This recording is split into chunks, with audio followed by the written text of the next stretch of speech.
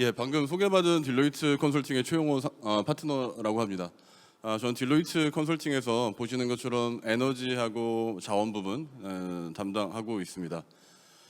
제가 말씀드릴 내용은 이 주제에서 보시는 것처럼 글로벌 그린 수소 시장에 대한 동향, 그리고 그 속에서 우리가 어떠한 전략 방향성을 좀 가져야 되는지에 대한 부분을 간략하게 말씀드리도록 하겠습니다. 여러분 잘 아시는 것처럼 우리 현재 인류가 보시는 것처럼 대략 한 세 번째의 어떻게 보면 에너지 트랜지션 시대를 맞이하고 있다라고 얘기하고 있습니다. 이러한 전반적인 에너지 트랜지션의 흐름은 잘 아시는 바와 같이 어떻게 보면 저탄소의 흐름과 굉장히 일맥상통하다라고 보고 있는데요. 보시는 것처럼 대략 1960년대 정도의 석탄과 석유의 어떻게 보면 에너지 소비의 역전이 일어났다라고 얘기하고 있습니다. 그리고 대략 2030년대 초중반에 보시는 것처럼 석유와 천연가스의 역전이 일어날 것이다라고 전망하고 있고요. 2035년 이후에 보시는 것처럼 천연가스와 신재생의 역전이 일어날 거라고 보고 있습니다. 여러분 잘 아시는 것과 같이 신재생 LCOE의 급격한 하락이 보시는 것 같은 이런 신재생의 급격한 부상을 불러일으켰다라고 보는 게 맞을 겁니다. 이런 신재생 에너지의 급격한 부상에도 불구하고 신재생을 통한 이 전기화가 달성할 수 없는 탈탄소화의 한계가 분명히 존재합니다. 그런 부분이 바로 잘 아시는 바와 같이 전기를 통해서 고열의 에너지를 낼 수 없다라는 점, 그리고 이 전기 같은 경우에 에너지 밀도가 낮기 때문에 운송과 저장에 굉장히 어려움을 많이 겪는다라는 것, 그런 부분들이 많은 애로점이 있죠. 그리고 마지막으로 최근 탈탄소의 가장 핵심적인 부분이라고 할 수 있는 하투 어베이지라고 하는 이런 산업용 섹터에서의 탈탄소화를 어떻게 이룰 것인가, 그거에 대해서 사실 신재생 에너지원으로 명확한 솔루션을 제공하지 못하고 있다라는 것이 제가 오늘 말씀드릴 수소의 중요성에 대한 핵심적인 포인트라고 볼 수 있을 것 같습니다. 그런 관점에서 우리 현재 시점을 혹자는 호모 카보니쿠스가 아니라 호모 하이드로제니쿠스의 시대가 돌입했다라고 이야기도 하고 있습니다. 저희 딜로이트 컨설팅이 추선하기에 2050년에 대략 한 2,400조 원 규모의 수소 인프라 시장, 수소 시장 자체가 열릴 것이다라고 저희는 전망을 하고 있습니다. 보시는 것처럼 수소의 생산뿐만이 아니라 이런 수소를 둘러싼 다양한 인프라들, 보시는 것처럼 수소에 대한 터미널 부분, 수소 파이프라인, 수소에 대한 투입 터미널 같은 부분들에 대한 인프라 투자가 상당히 많이 필요할 것이다라고 보고 있고요. 잘 아시는 것처럼 수소 모빌리티, 석유화학, 제철 이런 부분에 활용 부분에서 있어서도 상당히 많은 규모의 시장이 창출될 것이다라고 보고 있습니다.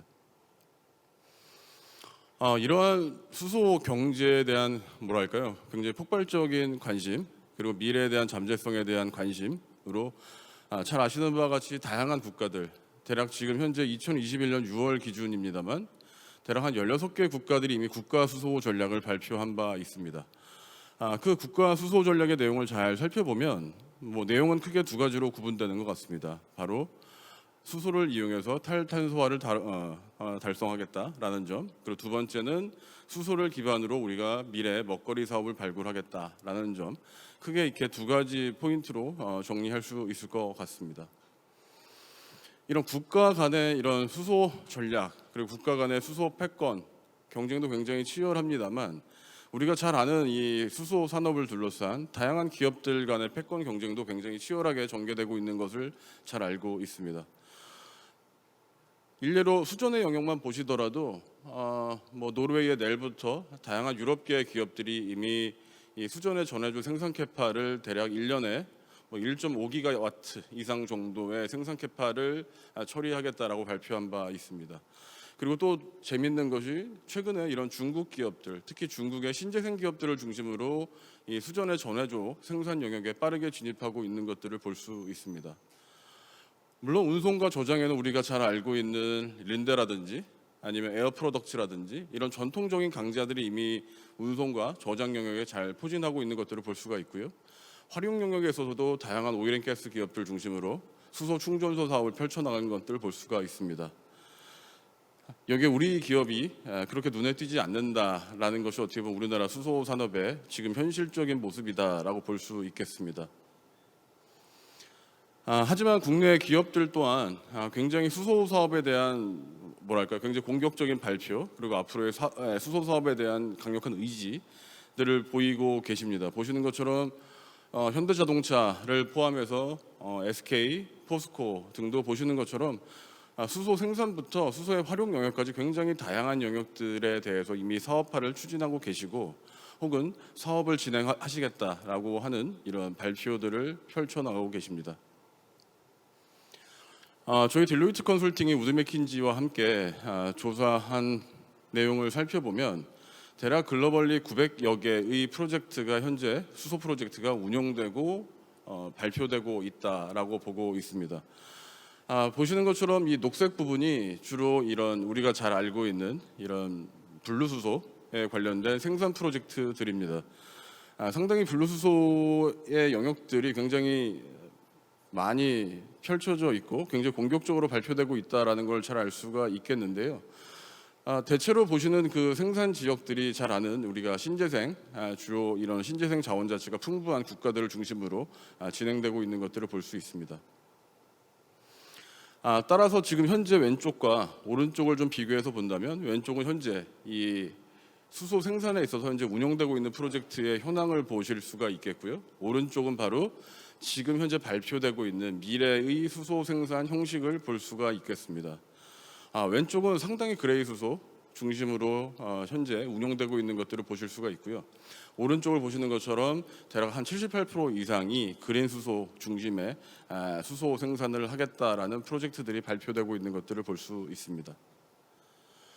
이런 생산뿐만이 아니라 이 수소에 대한 이 활용 영역도 굉장히 현재 발표되고 있는 프로젝트들을 보면 다양화되고 다채롭다라는 걸 볼 수가 있습니다. 과거 왼편의 이 그레이 색깔들의 표시를 좀 보시면, 과거에는 주로 수소의 사용 용처가 정유 산업의 일종의 하이드로 크래킹이라든지 아니면 탈환 공정에 많이 사용되어 왔던 것들을 볼 수 있습니다만, 앞으로 발표된, 지금 현재 발표되고 있는 앞으로의 수소 활용의 용처들을 보면 암모니아 생산이라든지 아니면 수소에 대한 수출용이라든지 아니면 모빌리티라든지 이런 부분으로 다양한 수소의 활용 영역들이 넓어져 가고 있는 것들을 우리가 볼 수가 있습니다.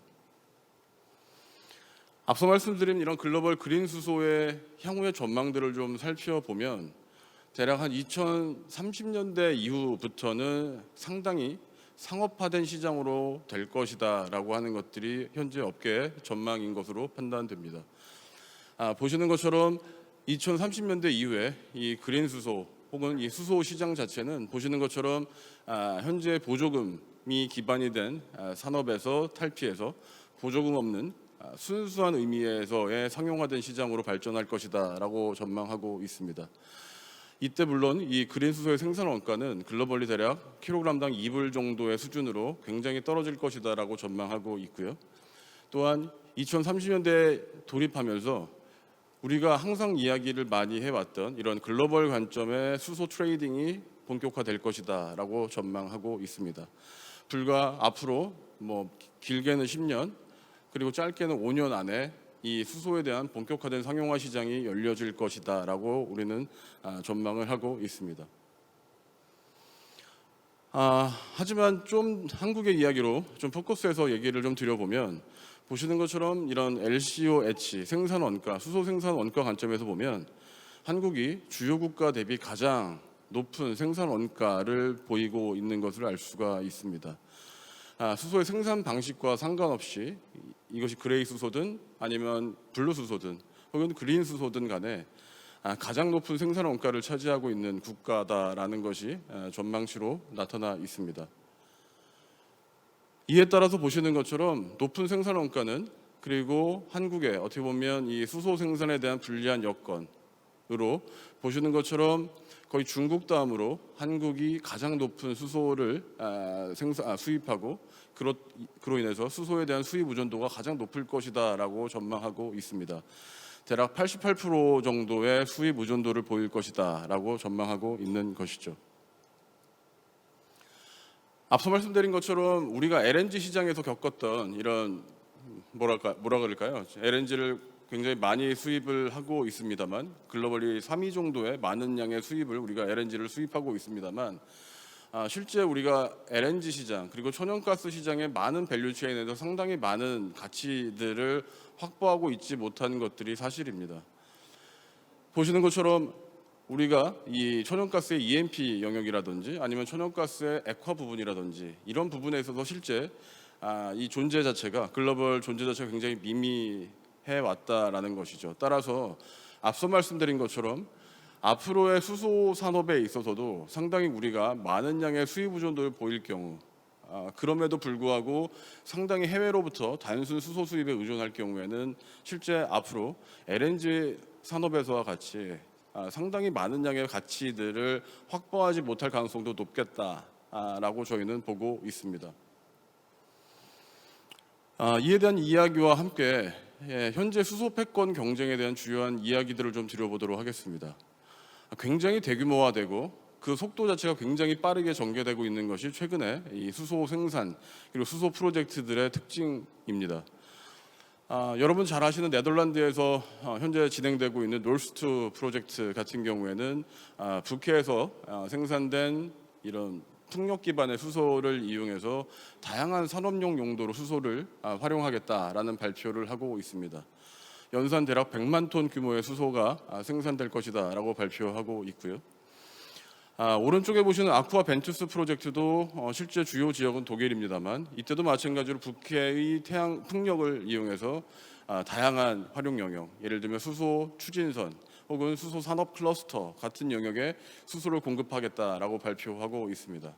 하지만 국내 같은 경우에는 앞서도 말씀드린 것처럼 이런 신재생 자원의 부족, 여러 가지 여건에 대한 불리함 때문에 실제 우리나라의 가장 큰 대표적이라고 할 수 있는 신재생 산업단지인 새만금 경우에는 대략 15,000톤 규모의 수소가 생산될 것이다라고 보고 있습니다. 대략 100분의 1 정도, 50분의 1 정도의 규모인 것이죠.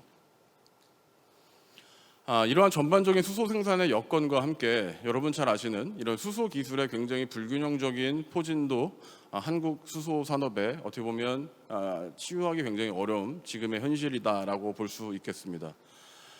특히 전해조 생산 같은 경우에 말씀드린 것처럼 선도 기술 대비 대략 60에서 70% 정도의 수준이다라고 얘기하고 있습니다. 그리고 액화 기술, 그리고 액화 기술을 대체할 수 있는 다양한 운반체에 관련된 기술들, 그리고 모빌리티, 연료전지를 제외한 나머지 활용 영역에 대한 전반적인 기술력 부족, 이런 부분에 대해서 실제 한국의 수소 산업도 아직까지는 선도국 대비 상당히 많이 갭이 벌어지고 있다라고 볼 수 있겠습니다. 이러한 현실들을 고려했을 때 우리 한국의 수소 산업들 그리고 한국의 수소 대표 기업들, 우리 기업 수소 기업들이 어떻게 이 문제들을 좀 극복할 수 있을까를 저희 딜로이트 컨설팅이 제언을 드리고자 합니다. 앞서 말씀드린 것처럼 첫 번째 보시는 것처럼 수소 산업 전반적인 가치 사슬에 대해서 이런 연계하고 확산시킬 수 있는 여건 자체가 유럽이나 독일이나 혹은 심지어 일본보다도 굉장히 불리한 것이 사실입니다. 그리고 두 번째로 말씀드린 것처럼 이런 해외 대비 수소 원가 자체가 굉장히 높기 때문에 안정적인 수소 공급이 과연 가능할 것인가, 그리고 이런 안정적인 수소 공급이 가능하지 않은 상태에서 과연 국내의 수소 산업이 물량 관점에서 활성화될 수 있을 것인가에 대한 의구심이 있는 것이 사실입니다. 또한 세 번째로 앞서 말씀드린 것처럼 이렇게 높은 가격, 해외 대비 높은 수소 원가의 가격으로 인해서 실제 수소의 활용 산업 자체가 활성화되기가 굉장히 속도감 측면에서 부족한 부분이 사실입니다. 보시는 것처럼 이런 수소에 대한 도입과 유통 가격 영역에 있어서 경쟁력이 굉장히 불리할 것이다라고 보고 있습니다. 그렇다면 앞서 말씀드린 것처럼 이런 부분을 해결하기 위해서 공급과 수요가 동시적으로 저희는 치유되어야 된다라고 보고 있습니다. 보시는 것처럼 공급 부분에서 다양한 소스를 통해서 수소를 공급하고 생산하겠다라는 커미트먼트와 그리고 이러한 수소 공급을 잘 활용하고 도입할 수 있는 인프라가 빨리 보급되어야 된다. 그리고 이를 통해서 활용 영역에 대해서 명확하게 시그널을 주고 시장에 대한 투명성을 높여야 된다라고 봅니다.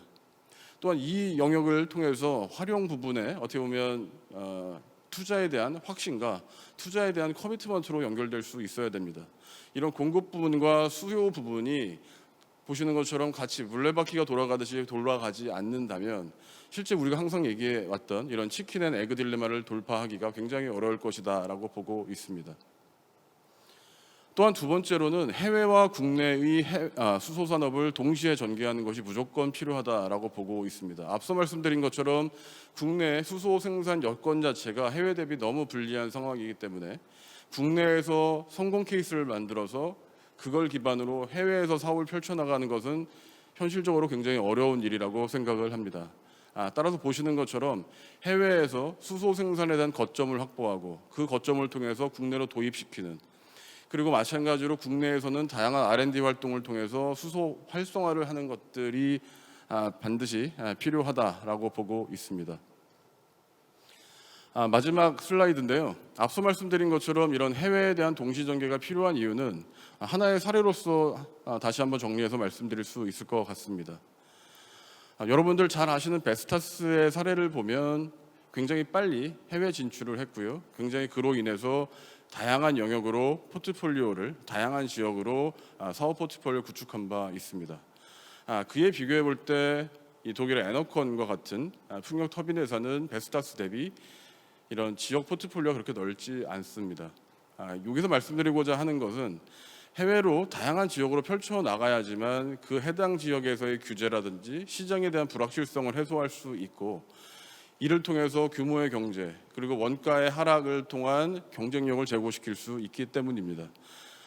따라서 앞서 말씀드린 것처럼 국내 수소 산업의 경우에는 해외 시장과 국내 시장 그리고 공급 부분과 수요 부분에 굉장히 어려운 재원이긴 합니다만 동시적인 접근이 굉장히 필요하다라고 말씀드리며 제 발표는 끝내도록 하겠습니다. 경청해 주셔서 감사합니다.